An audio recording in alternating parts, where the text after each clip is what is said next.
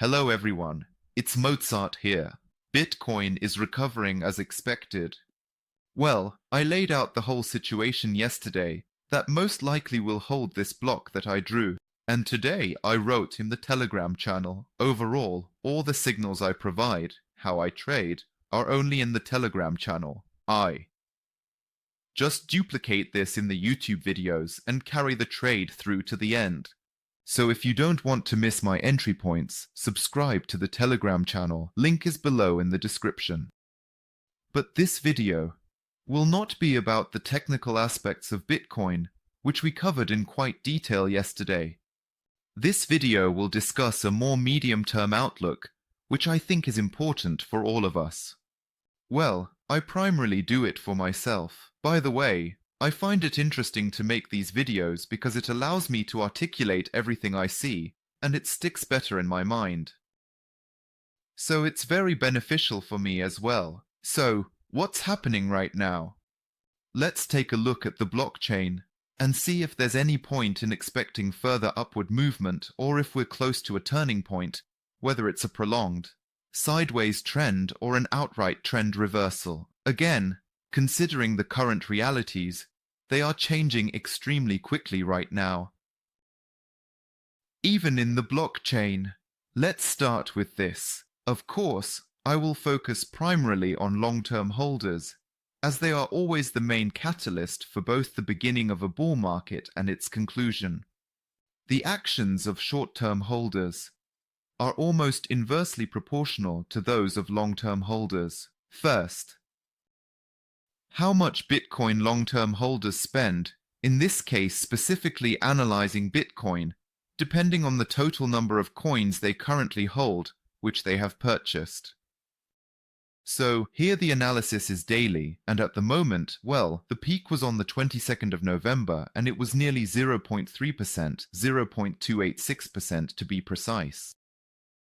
0.286%, to be exact, of the total supply they hold, 0.286% was spent in one day, and overall they hold more than 13 million bitcoins, just to give you an idea of the scale of spending.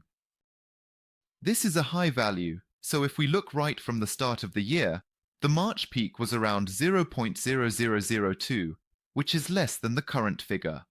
But if we're talking about global markets, about the global bull run, which is definitely happening now, I think no one can deny that. Then during the same bull run in 2021, our peak was around 0.00400, that is to say,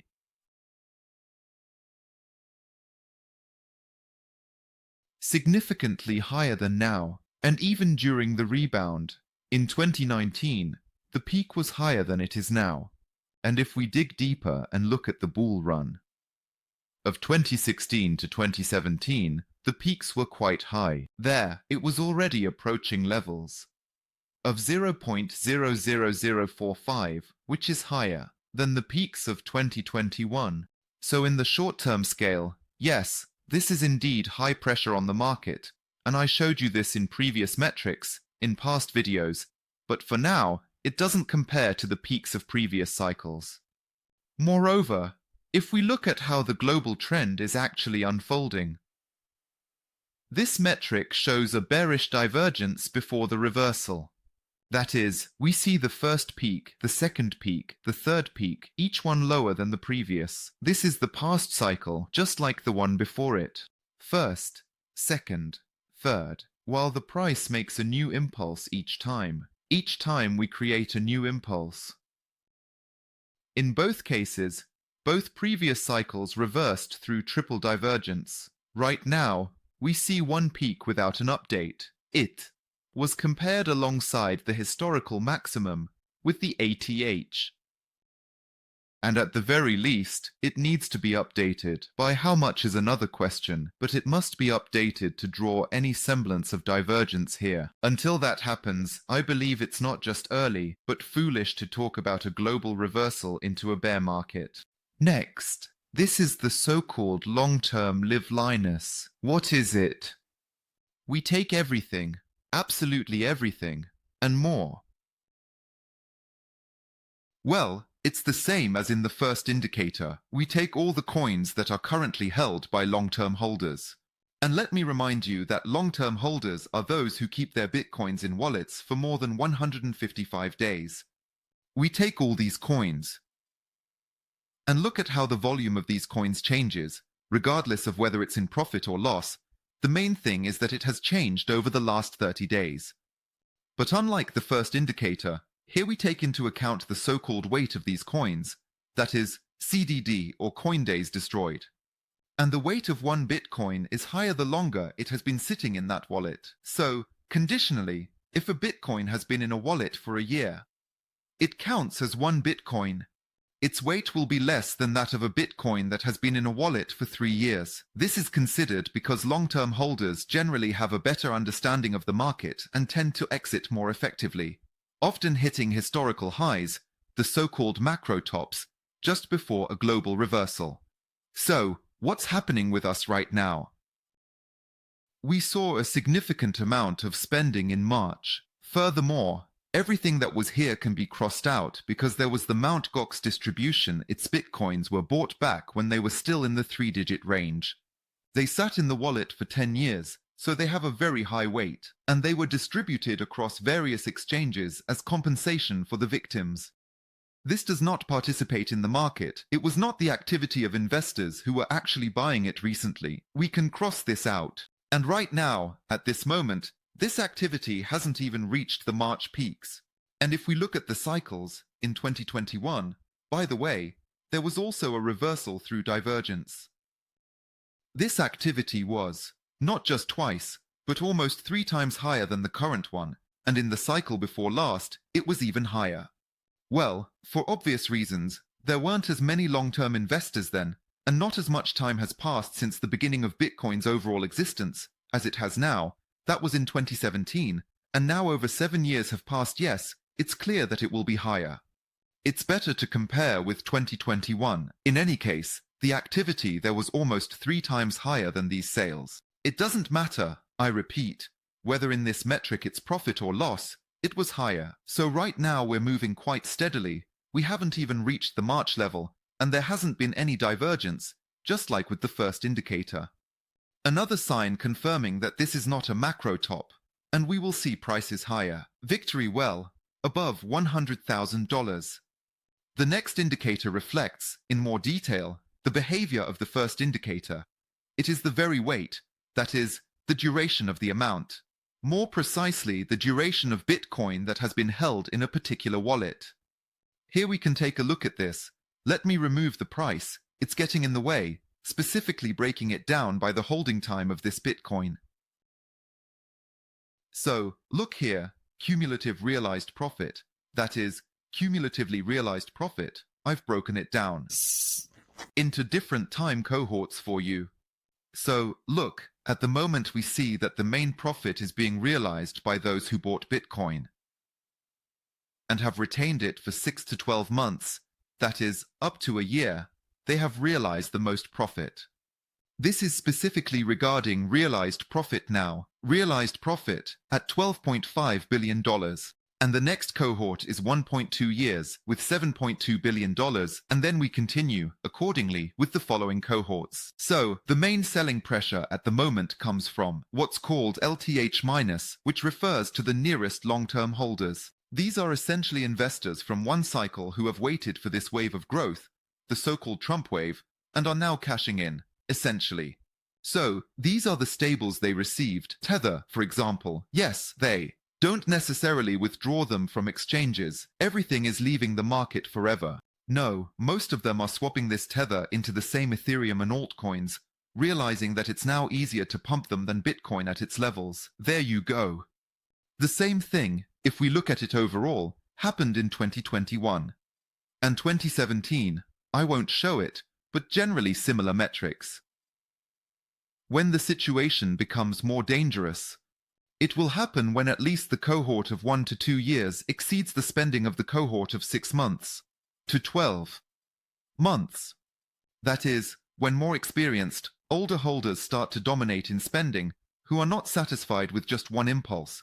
They want to wait for something close, similar to a macro top. Something close to that. As long as this isn't the case, one can generally assert with a greater degree of certainty, confirming the first two indicators, that the macro top has not yet been set. They don't sell off during the first wave of growth. They sell closer to the end of the global trend. There's a parallel here as well.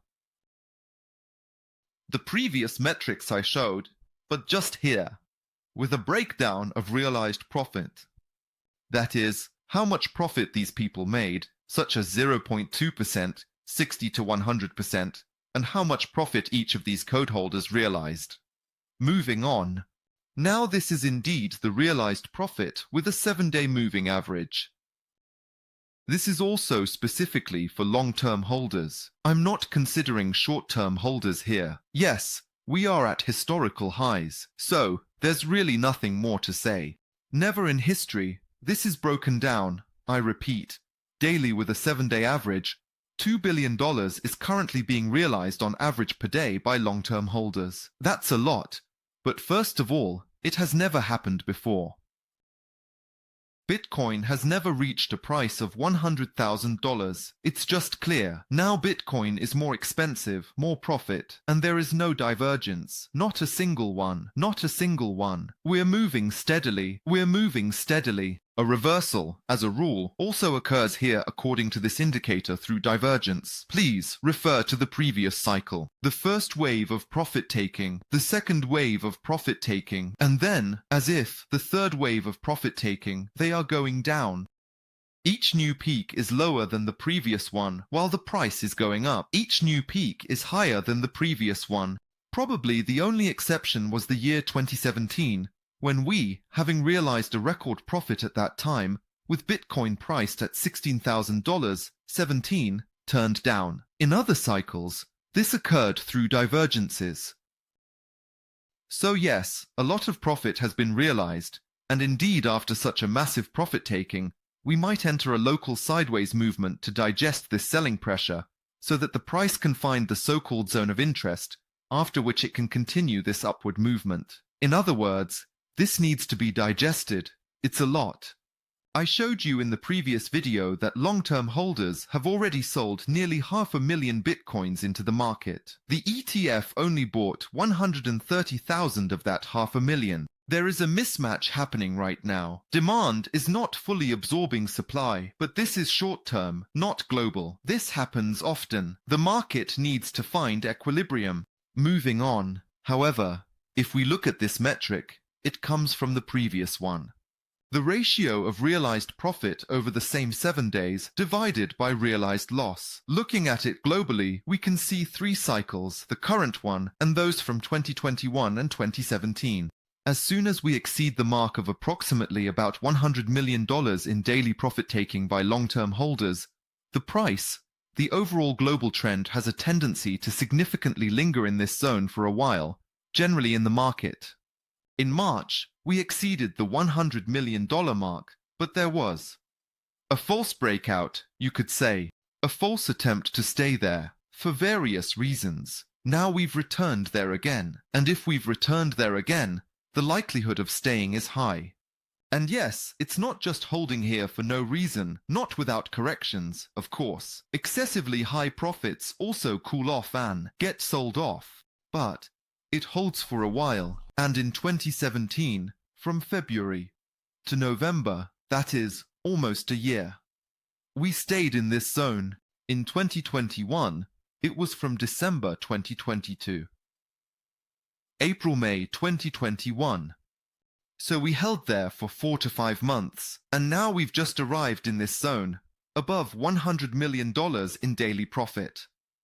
And we've been here for about, well, essentially since Trump's victory, since the 6th or 7th of November, so a full month hasn't even passed yet. Therefore, I assume that the same exact trend will repeat here, as in the last and the one before that cycle, and globally we will stay here for a while. And while we stay here, Bitcoin will be stamping out new highs and surpassing its all-time highs. It might be symbolically, or it could be significant, but most likely the truth will lie somewhere in the middle. The main thing is that it will be updated often enough. In this section, we will delve into the concept of the metric known as the sell-side risk ratio. What does this mean? Here we take the metrics we have, summing up all realized profits and realized losses, specifically again for long-term holders. We take their profit and the value of all these coins that are currently in profit for the long-term holders, and we take the percentage. What percentage exactly of all these profitable coins, and they currently have almost all their coins in profit. Daily, well, this is, alright, it's an analog of the metric. Yes, an analog of the metric that I showed you, just a bit in a different format. And we take this percentage. At the moment, it stands at 0.43%, with peak values starting after the mark of 0.75%. This is simply a derived metric empirically from past cycles. That is, in 2021, the peak was at 1.7% and in 2017 at 6.6%. So right now we are about 3 times lower. The distance is roughly 3 times less than the peak of 2021. So even up to this blue conditional line of euphoria, according to this indicator, we have not yet crossed into the euphoria line, into the euphoria zone. So essentially, there is still room to grow here. This is just another confirmation. I won't dwell on this metric for long. It's one of the variations of what I showed you, just in a slightly different profile. Another confirmation that the long-term peak has not been set. We will see higher prices for Bitcoin. Ticks, one of my favorite indicators, which shows how much is generally redistributed at macro tops, and macro painting as well. In this case, we're interested in the macro top, where long-term holders are selling to short-term holders. So, for example, let's take the last cycle. Here the ratio of Bitcoin held by long-term holders and short-term holders approached 50% at the peak of the market cycle. So, long-term holders had 10.9 million Bitcoins left, while short-term holders had 4.7 million. But the most important thing is how we got there. This is a more interesting point. That is, if the long-term holders had 12.6 million Bitcoins at the bottom, then at the peak, there were about 11 left. Thus, over 1.5 million Bitcoins were spent. It was dumped into the market, and the short-term holders bought it. At the moment, we had a minimum of 13.4 million Bitcoins with long-term holders. Sorry, I'm looking at the wrong figure. It was 14.2. Now it's 13.7. So, yes, those same 500,000 we spent, which I showed you in the last video, well, according to a different indicator. The potential for redistribution can be seen as it was, for example, in 2017, where we fell from 11.5 million to 8.5 million, a drop of 3 million Bitcoins. In the 17th year of the cycle, it was 1.6 million, and in the 21st year, it's 500,000. So overall, even if we are reducing by approximately half, at least 800,000 Bitcoins should have been spent in total for there to be some hypothetical, potentially significant halt. Or a hypothetical macro top, and even here, after record spending, we've updated this indicator twice. It's strong but lags behind. In any case, the clamps haven't closed yet, and as soon as they start to close, that's when we need to worry more about the macro top. Until then, I would generally recommend buying any correction, especially strong ones. Among the interesting features are the active addresses that have crossed their annual moving average. Here, the monthly moving average is red, and the annual is blue. As soon as they intersect after deep drawdowns, as seen here, or here, or here, we are dealing with an Uber uptrend that started here, which can generally be said to have begun somewhere around here, and now we've just crossed it. So, it's a very long-term metric that, nevertheless, in terms of the number of active addresses, also shows us that the market has its value not just because we've pumped it with futures at huge leverage, as it seems to rhyme, but because the network is genuinely accepted by the market, the world, and is used in real transactions. So, the real network is being used, and the higher the usage ratio of the network in relation to the price of Bitcoin, the more stable that Bitcoin price is. And as soon as the divergence begins, meaning the number of active addresses starts to fall while the price continues to rise, that will be a bad sign. For now, this is not the case, and according to other indicators, there's really no need to worry in the long term. And the last metric is the number of so-called traded order blocks along with the height of these order blocks specifically. For organizations, meaning the entities I take and from which I remove all related wallets. So, this is the conclusion of the entire video. Essentially, what I've just shown you, what conclusion can be drawn?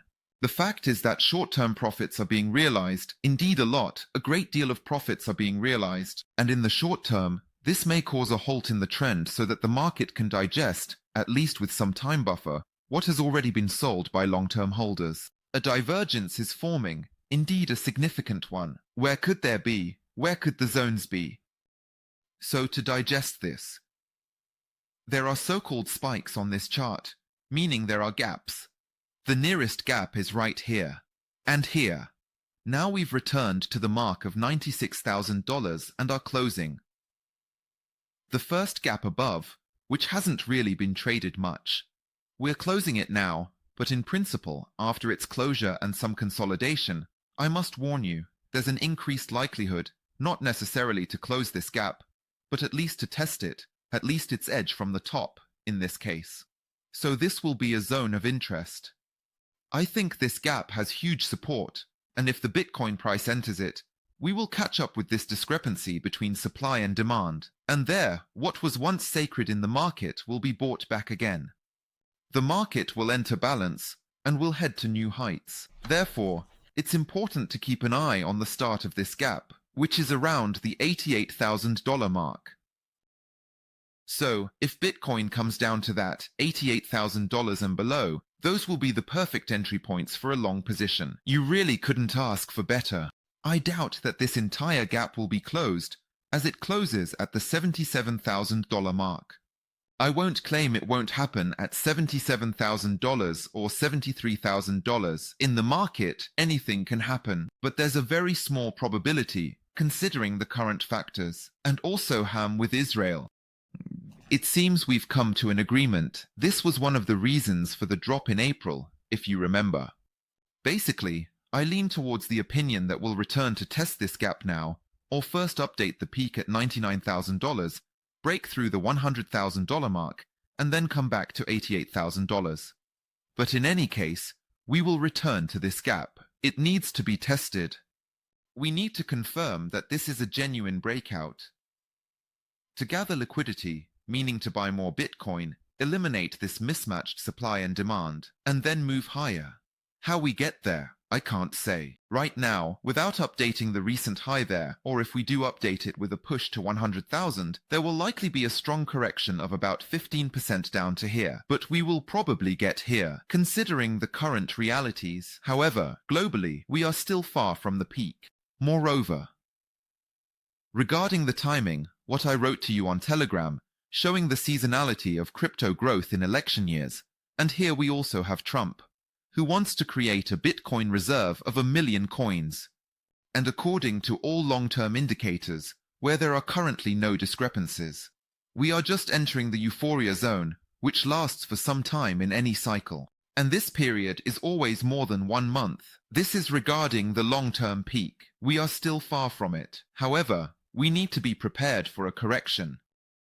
So that's the conclusion. But in any case, the money that is currently being freed up, yes, some of it will go to buy Bitcoin when there is a deeper correction from the same long-term holders. They will then buy back the same Bitcoin, just at a lower price.